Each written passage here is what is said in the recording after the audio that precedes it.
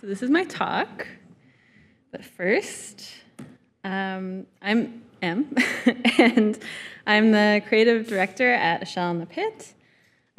We are 16 people who mostly work on sound for indie games, but we've also made our own game, Fish Game, and we do trailers.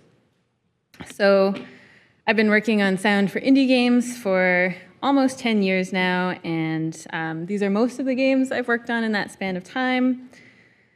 And what you'll notice is it's a lot. And my talk is not going to be about any of that. So when I was first asked to be here, which I never would have expected, thank you, Jared, I didn't think I had much to talk about right now. I'd kind of done like a few talks about sound design, and I was just trying to think about it. And then a couple months later, I suddenly gained a lot of clarity on why I'd been feeling so much fatigue for the past about 5-6 years. And it led me to take a deep dive into learning about and working on my health. So I figured I could share about that and kind of like how it relates to my work and how I got to this point. I've never really shared about myself before in a talk, so this is definitely going to be my most personal one yet, which is, I don't know, maybe fitting for this convention. It has to be personal because the talk is all about how life can affect work and how work can affect your life. It's basically just a talk about how everything is related. So first, I will share a lot of personal information, and then I'll share what has worked for me so far, which will also probably be overly personal. And then I'll talk about how all of this relates to work and creativity and sustainability. But before I start, I just wanted to clarify that I'm not giving medical advice. I'm very new to all this, and it's also not a talk about how to recover from any particular thing. That's part of my story, so I'm sharing that, but I'm hoping that the more broad aspects of what I've learned will be what resonates.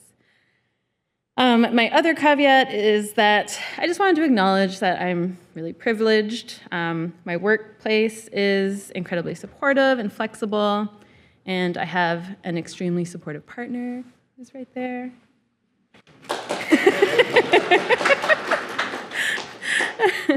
And my ethnicity, background, and financial circumstances have all allowed me to be able to take the time to really focus on my health. And even if not everyone here can focus on it like I will share, I hope that small bits of this can still be useful. And I do believe that these concepts can be adapted more broadly to in any which way. So let's start first with my story. It all starts here.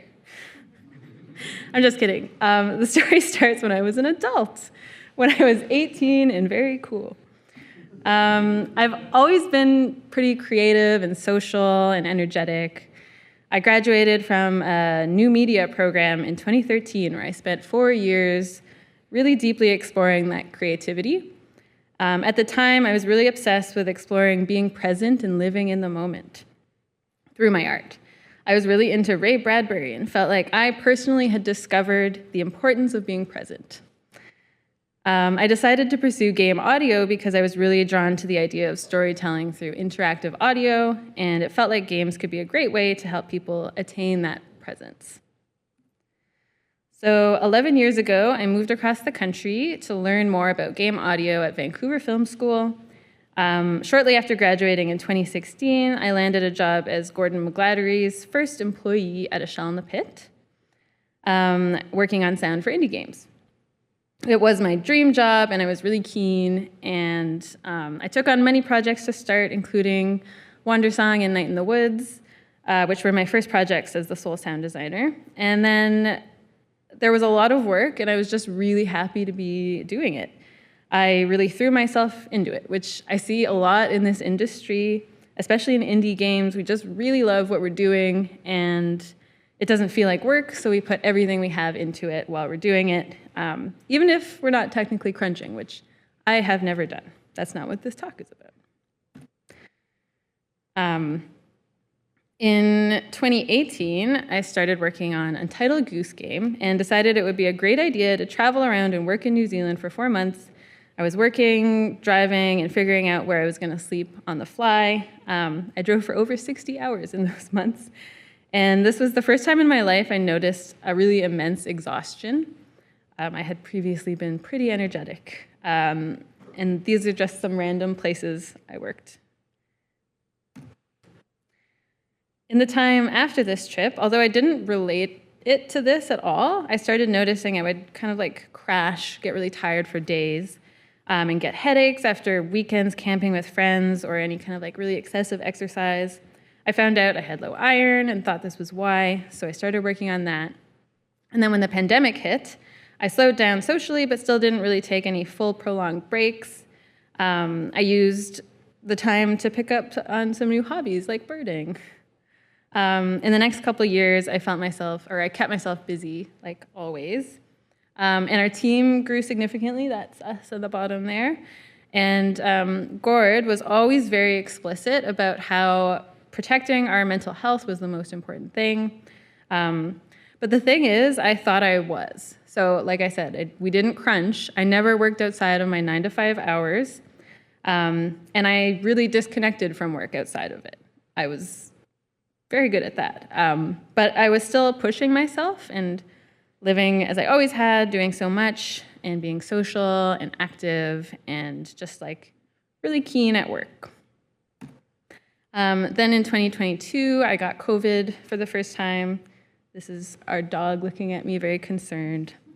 And it hit me really hard. I felt like it took me 6 months to recover. And then right after I recovered, I got it again. And then after I figured I had recovered or spent enough time recovering from that, I started to resume my life as usual. But it had taken a toll that I didn't pay close enough attention to. And at some point in the next couple of years, I was working on about 10 projects at once. And I was realizing I was starting to feel like I was getting burned out. Not from too many hours, but just from being so persistently enthusiastic for so many years without really letting myself rest. And I thought that if you were burned out, it would be obvious. But I've learned that even if you haven't broken down in an all-consuming kind of way, it's still really worth paying attention to. I was also still doing lots of hiking and traveling and camping and general activity. I even went to Norway to give a talk, which was a big thing.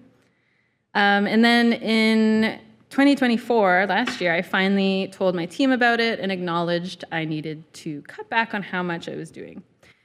I decided to stop taking on more projects and just focus on finishing Big Walk and help with team management and some marketing.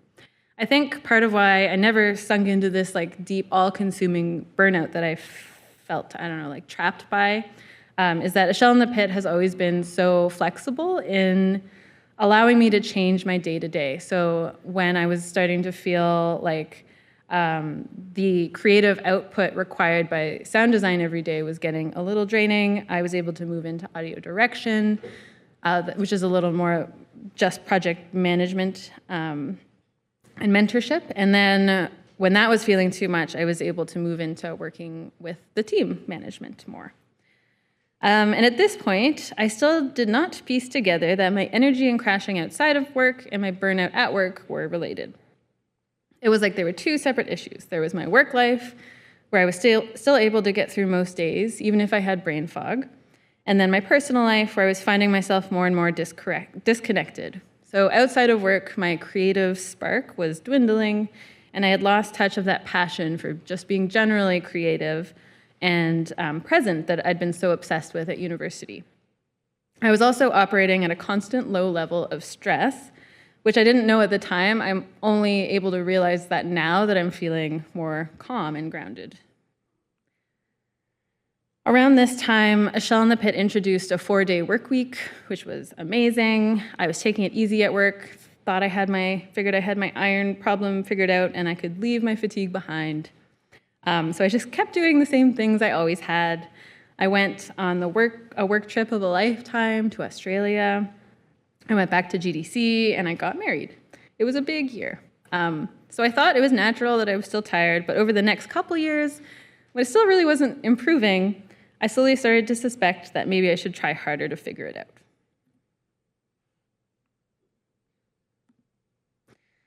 And then this year, after a wildly busy summer, I finally booked a consultation with a fatigue clinic that I'd been referred to a couple of years ago. I wasn't really expecting much, but I came away with a diagnosis of chronic fatigue syndrome. This was a little shocking since I'd been doing so much for so long, but I came to understand that I was on the milder end of the spectrum, and everything started to make sense.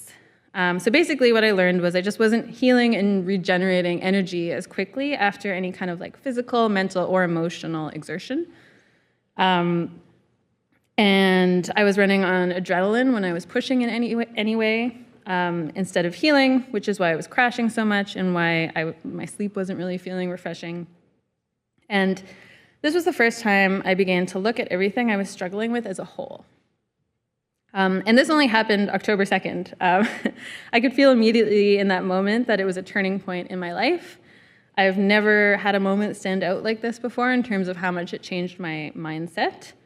And now that I have information on what I could do to help my body, I decided that I was going to commit fully to figuring out how to feel better. So that was my journey, and now I'll focus on that kind of thing, on the recovery. So it's only been 2 months, but I've been amazed with how different I feel now. I think it's because of that strong commitment just to really prioritizing it. I think it was for me, I was having a hard time relying on willpower to vaguely just be healthy without like really making this full and clear commitment. So I gave myself a 2-week reset window and decided that for those 2 weeks, I would be very diligent about caring for my health. And here I just want to reiterate, if any of this resonates or is new to you, just do the research for yourself, not only to get information from the experts, but because I'm just going to dive into most of this really briefly. I just wanted to talk about everything rather than like focusing too much on one thing. So you can think of it more as like an introduction or reminder of a lot of different kind of ideas. So just to give an idea of like the kind of stuff I did when I started in those 2 weeks, I started eating breakfast right when I woke up, had my coffee after, dropped refined sugar, carbs, alcohol, ate healthy meals every 3 to 5 hours, hydrated, had a no screens after 9 p.m. rule, made sure it was asleep by 10, I used a sun lamp, and then I stopped trying to exercise too much, so just like started gentle with restorative movement. And then I also learned a lot about how connected the mind and the body were, which is what a lot of this is going to be about. So I started doing a lot of work on healing my mind as well. I started meditating, doing brain rewiring training, nervous system regulation, and practicing mindfulness throughout the day. Focusing on breathing slowly and deeply. And then instead of just watching TV when I was tired, I either closed my eyes or paid attention to how whatever it was I was doing was making me feel. And then practiced like switching tasks very regularly. And this applied to work as well. So I consciously started moving slowly and took breaks whenever I started to feel tired. I listened to a lot of calming music and soothing audiobooks, which was nice. And I stretched my 4-day work week over 5 days, so I was working less hours a day. And then in the second week, I took a week of vacation time just to chill at home and do nothing. And I also stopped trying to socialize as much and just focused inwards for a bit. And the change was almost instantaneous. First, I started feeling more tired, I think because my body was adjusting to not having to use adrenaline to get through things. And then I started feeling this strong, rooted energy that I hadn't felt in years. I was feeling like myself again and feeling like that creative spark was coming back, within 1 week, which I felt was wild. What I found really interesting was the concept of or what helped me so much was diving into it and doing everything I could and committing just to that moment rather than testing out little by little what helped. It just really worked for me because it gave me the momentum to want to continue. I wanted to keep going because I could feel how good everything was making me feel so tangibly. So if you can relate, if you're wanting to improve your health in any way, maybe try out even just a week of focusing on it and see how you feel. From now on, the photos are just going to be ones I've taken during my recovery, just to give you something to look at. So yeah, I've learned overall that the quality of my existence is determined by many factors, that there's no one solution, and that it's up to me to figure out how each of those factors are making me feel. No change in one aspect of my life is going to drastically improve anything, no matter how great your workplace is. Caring about the full picture of my health is on me. Before, I think I had this mindset of my workplace is supportive and encourages healthiness, and therefore I am healthy. But yeah, that's what I've learned. Work is not separate from us. I started to understand the true benefit of holistic healing and what that actually means. I'd previously been a bit closed off to all these healing-focused practices and terms. I don't know if it makes anyone here recoil like it did me, but holistic meditation, yoga, breath work.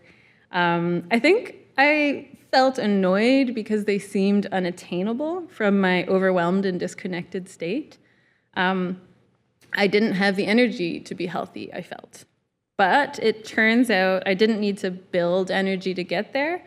I just needed to get some rest for a while and use that time to shift my mindset into one where I was prioritizing my health in a way that felt restful and not demanding.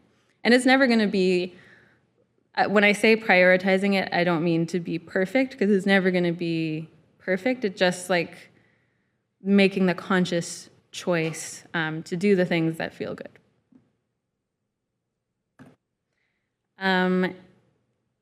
And yeah, so before my big mindset shift, I was losing touch with this practice of listening to my body. I wasn't doing much deep listening outside of work. And then while I was working, my body wasn't as open, I think. I have now realized that my nervous system has been pretty dysregulated and stuck in this high alert state. I was anxious about wasting time and all the things I wanted to do. I didn't realize I was stressed because I wasn't really paying attention. And it also just seemed like stress and anxiety were normal. I was telling myself it was fine because I was still able to enjoy life, but I was trying to ignore the fact that it wasn't super consistent. And now that I'm reconnecting with that obsession that we all need to slow down, that it's a big problem with our society, and we shouldn't be comparing ourselves to everyone because as a whole, we're pretty disconnected. And this is because I think slowing down is really hard. This is why it took this momentous commitment in those first 2 weeks, I think, for me, to focus solely on calming my nervous system. I took away all expectations and allowed myself to simply exist. And then, yeah, like I was saying, a few days into slowing down and really tuning in, I noticed so much more. So I noticed the stress and the fatigue. I paid attention, and at first, it was really uncomfortable. But the more I did it, the more comfortable it became. It's like how taking an Advil for a headache can mask the fact that you should be resting.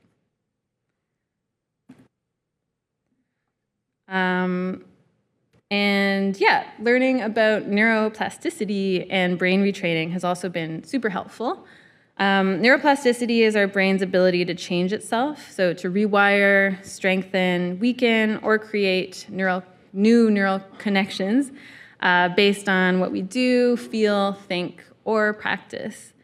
My favorite analogy is someone who loves snow-involved tobogganing. So if you take the same route every time you toboggan, every time you go down the hill, it gets easier and faster every time. This happens in our brains too. And then if you take a new route, you'll be carving through fresh snow. And it'll be slower going, but you can always create that new pathway. And actually, sliding down fresh snow can be pretty pleasant. If you haven't tried it, you should go try it. Also, much less scary. So when I felt this old feeling of anxiety about something creeping up, I'd imagine sledding through some fresh powdery snow and telling myself I'm safe, and rather than taking the well-traveled route of worry that my brain wanted to go down. There are many programs and videos about this too, if you're interested. For me, the main thing was that I was training my nervous system that it could relax, and that exertion was safe. By repeatedly practicing calm and awareness, I was teaching it, and I am teaching it, a new default state that isn't built around adrenaline and like constant output. And at the base of this process was focusing on my breathing. This is a device called a face steamer that is actually meant for when you're sick, but I find it really nice for like nervous system regulation, and it's like a spa for the face. It's great.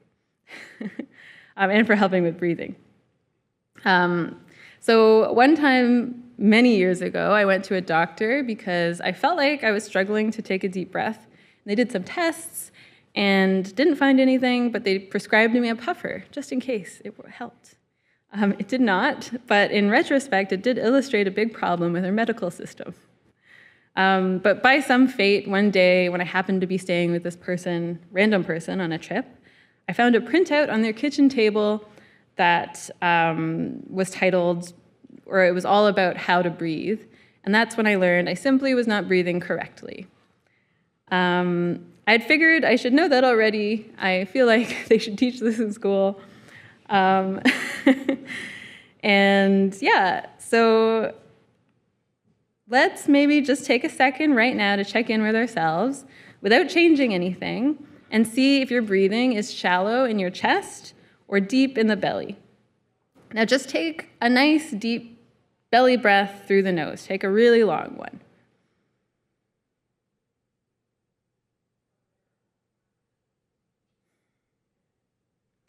And now see how long you can maintain that through the rest of my talk. It takes practice, and I always found it pretty doable when I was thinking about it, but much harder if I tried to maintain it throughout the day. Even when I learned I was doing it wrong all those years ago, it had not really improved consistently. But this is where, for me, meditation really started helping. So prior to all this, my mindset was that I didn't need to have a structured meditation practice because I could just do other things mindfully. I thought meditation was more about enjoying this clearness of mind.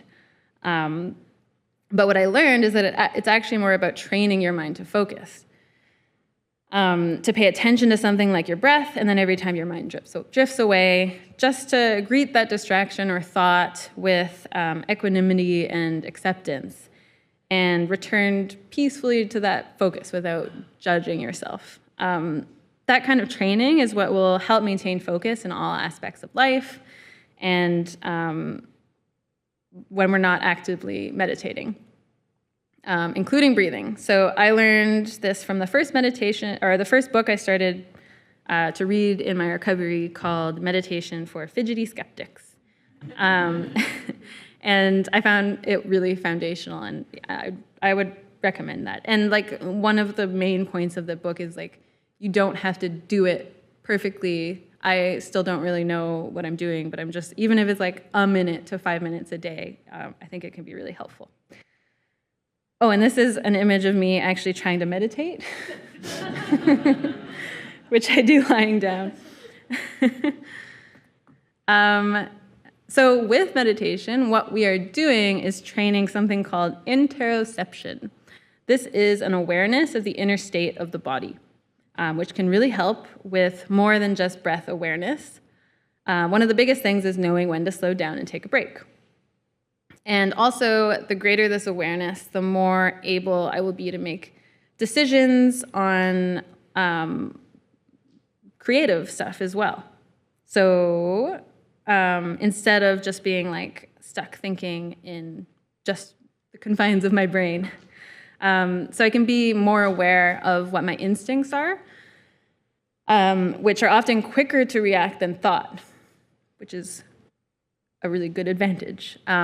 This is really useful in creativity. I don't have to wait for my thoughts to catch up to make decisions. I can rely on my intuition. And I'll get more into that part of it later, but first, I just wanted to touch on these really briefly. I know we all know this stuff, but it's just like, this wasn't just about meditating and training my brain, like it had a lot to do with nutrition. So we all know this is at the core of feeling good.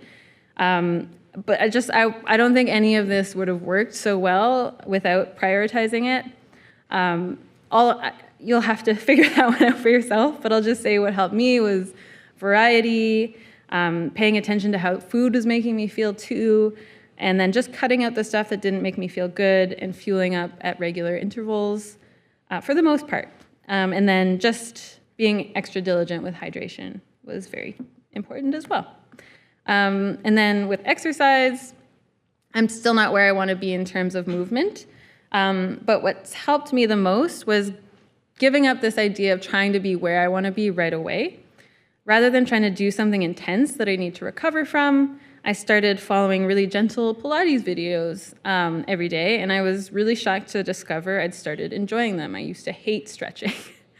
And I think the key was just starting with something that felt restorative. It felt good to do, so I did it. And then the last general thing we all know is important to sleep. The biggest things that helped me get more on track with this was, again, the diligence with having that hour-long window to wind down without screens, and then practicing all this other stuff too. Slowing down and breathing can really help with sleep as well. And yeah, so working on all these aspects improved how I was feeling by a lot. Again, it's been a short period of time, but it's just like been such a drastic change that I think it's really interesting. I'm really grateful that everything is paying off, and all I can say that it's really worth it.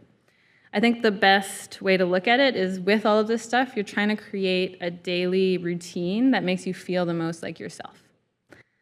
And yeah, I've been really happy to feel that my creative spark is coming back alive. I've been writing, I've been coloring, and having all these ideas come up outside of work.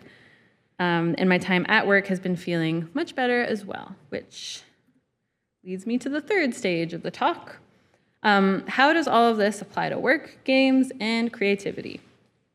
We will be able to connect more to our creativity and produce work that resonates more deeply with the world if we are listening deeply to ourselves. That creative spark that I started feeling again outside of work was an indication of my well-being overall. Over the last few years, I was feeling like my creative energy was used up at work, kind of like this finite resource. But lately, it's been feeling so much more sustainable and present in my life as a whole. Both in the little ways like with easy hobbies like coloring, but also with ideas forming more frequently. And then in my work life, that translates to a feeling of more excitement and also more stillness, which just like feels great. And the one thing that encompassed all aspects of my recovery was this sense of tuning in. I was learning to listen to my whole self pretty much for the first time with no distractions. And this is, of course, just mindfulness, but I want to explore it through the framework of listening because that's my focus as a sound designer. That's how I've always thought about it, and listening to what we're feeling is what the most resonant kind of creativity comes down to, I think. So what is listening? To hear is the physical means that enable perception. And to listen is to give attention to what is perceived. I think I was able to reconnect with mindfulness so naturally because of how much I've been training myself to pay attention to sound. I was able to take what I've learned through that practice and apply it to everything else. So for example, I noticed how certain sounds make my body feel for a really long time. Like if there's a leaf blower outside. That's not something that I can tune out. That is just like a constant stressor that I'm gonna feel until I tune it out with a playlist I found on Spotify that has songs in the exact frequency of the leaf blower. So this happens with pleasant sounds too, though, and I use that at work. The pleasant sounds are a little less drastic, unfortunately. So when I'm listening to a game or designing sound, I'm paying attention to what extent frequency, noise, and loudness are affecting me. I wrote a whole talk on this. If you're interested, I can tell you about it after. So this new recovery process felt just like adapting everything in my life to that. So with frequency, low frequency is slow. Slow is pleasant. And high frequency, the actual sound wave moves a lot more faster, and that can be both hard to listen to and hard to keep up with in your life. With noise, the more dense and noisy life is, like watching TV in all periods of rest, instead of enjoying silence and emptiness, that makes things more stressful. And loudness is intense. We need to turn that dial down in our daily lives as well, and have, again, some nothingness and some silence. Good sound for a game also has that ebb and flow. Obviously, you wouldn't want only silence, but it has moments of intensity and then moments of rest, or like pockets of time where there's no music, where we can just have quiet or other things going on, or like other loud sounds. And that's what we need in our lives as well. So this quote I really like, silence is not the absence of something, but the presence of everything, is really how I feel about it.